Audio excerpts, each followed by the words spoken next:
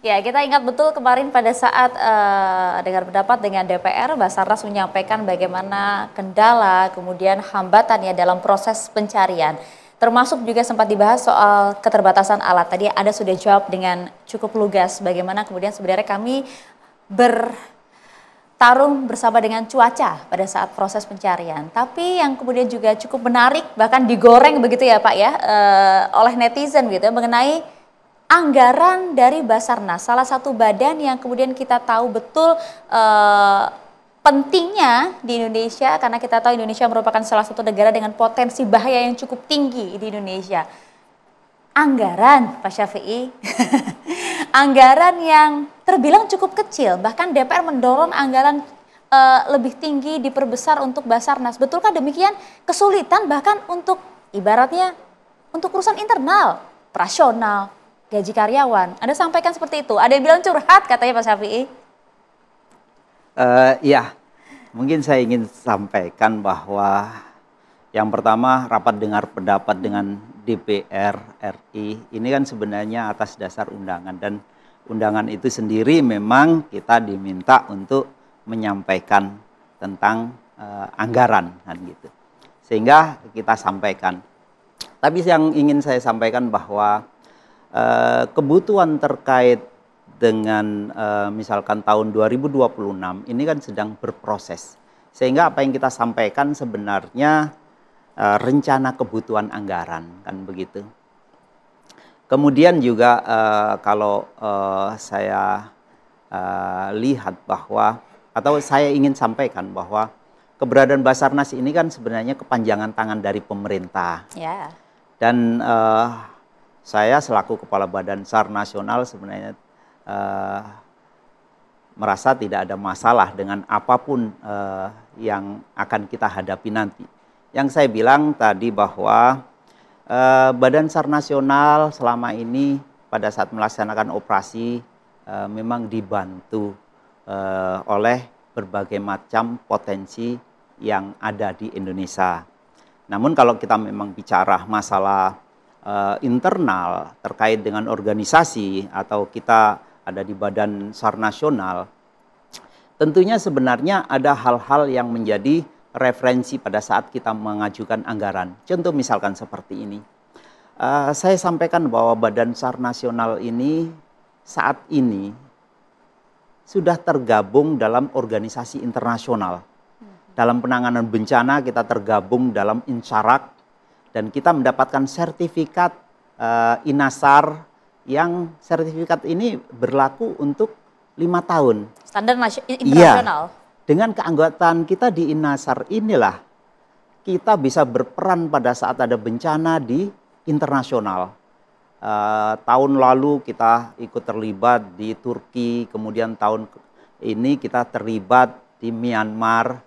Ini karena memang keberadaan kita, kompetensi yang kita miliki ini sudah diuji oleh lembaga PBB itu, dan kita masuk di level medium kan di situ. Nah, sertifikat yang kita dapat ini sebenarnya waktu update terakhir diuji itu tahun 2019, sehingga harusnya tahun 2024 ini kita harus diuji lagi. Nah, tapi banyak karena ujiannya ya Pak? Ya, tapi karena memang pandemi COVID, akhirnya dari INSARAG itu sendiri yang memberikan toleransi 2 tahun. Sehingga tahun 2026 ini kita sampaikan bahwa kebutuhan anggaran untuk diuji ini belum masuk dalam perencanaan. Sehingga kita wajar untuk kita sampaikan kan begitu.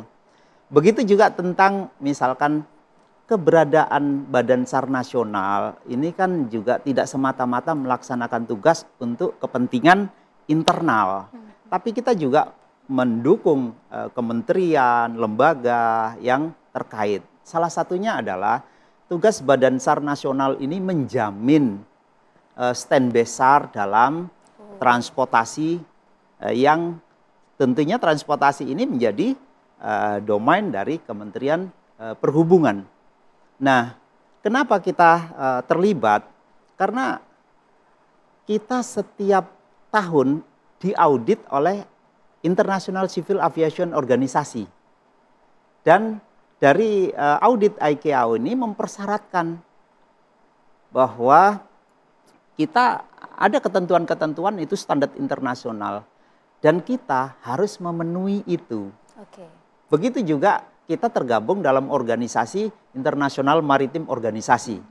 Tentunya kita juga harus mengacu kepada tuntutan yang ada di situ. Waduh. Dan itu yang sebenarnya yang kita jaga, bahwa kita sebagai kepanjangan dari pemerintah kepingin bahwa keberadaan kita di organisasi internasional ini tetap terjaga. Karena resikonya pada saat misalkan keanggotaan kita di Insarak ini tidak mampu kita pertahankan untuk mendapatkan sertifikat, kita akan istilahnya dilepas dari keanggotaan dan kita tidak bisa tampil pada saat ada bencana di internasional. Begitu pula sebaliknya? Kalau itu tidak. Kadang-kadang katakanlah luar negeri pasti akan bisa membantu dimanapun negara itu yang mengalami bencana yang membutuhkan bantuan internasional. Nah, kita bisa melaksanakan tugas ke luar negeri itu kalau hanya untuk mengevakuasi warga negara Indonesia itu sendiri. Jadi itu karena memang dipersyaratkan menjaga seperti itu ya? Jadi apa yang kita lakukan ini untuk mempertahankan. Tugasnya banyak ya Pak ternyata, artinya operasionalnya gede juga dong di Basarnas Pak? Kalau terkait dengan kebutuhan tentunya kita pasti akan secara berjenjang sudah kita sampaikan. Dan harapannya ini juga memang mendapatkan perhatian. Tapi yang ingin saya sampaikan tadi, pada saat operasi dilaksanakan, saat ini memang tidak pernah istilahnya kita tidak tergabung dengan potensi yang lain. Tapi yang kita ajukan tadi sebenarnya kita ingin memenuhi kriteria-kriteria atau tuntutan-tuntutan yang di organisasi internasional kepada Basarnas itu ya. Oke, ya. artinya jika kemudian DPR mendorong ada kenaikan anggaran? Iya, mungkin salah satunya pasti itu mungkin. Termasuk juga begini Pak, ini yang kemudian harus kami tanyakan kepada Pak Syafei, mumpung kemudian hadir bersama kami di One on One. Kita tahu betul saat ini cuaca ekstrim, hujan yang cukup lebat dengan intensitas cukup tinggi di sejumlah daerah. Kita tahu betul kemarin salah satunya Jabodetabek yang dikepung banjir, dengan kondisi yang saat ini mungkin juga belum begitu membaik. Masih banyak warga yang kemudian masih berada di posko-posko pengungsian.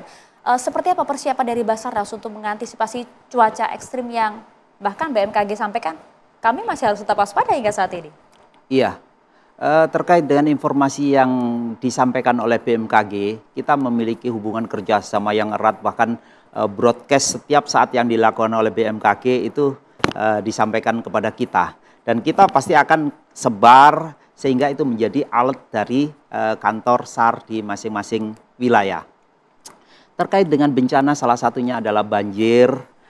Sebenarnya banjir ini menjadi domainnya BNPB kalau itu di level nasional, tapi kalau sebenarnya di sektor-sektor itu menjadi BPBD. Nah, pada saat kondisi ini terjadi banjir yang sifatnya masih normal, Basarnas tergabung dalam koordinator BNPB. Tapi kalau misalkan ada kedaruratan yang membahayakan manusia, disitulah tugasnya Basarnas. Karena memang Basarnas itu tugas pokoknya penanganan kedaruratan yang membahayakan manusia. Jadi di situ sehingga pada saat kita mengantisipasi adanya bencana, baik itu di daerah atau misalkan di Gunung Leutobi ini juga sebenarnya kita tergabung menjadi satu dengan BNPB untuk saling bersinergi. Bersinergi dan juga tetap waspada dengan berbagai hal yang terjadi ya Pak ya. Itu.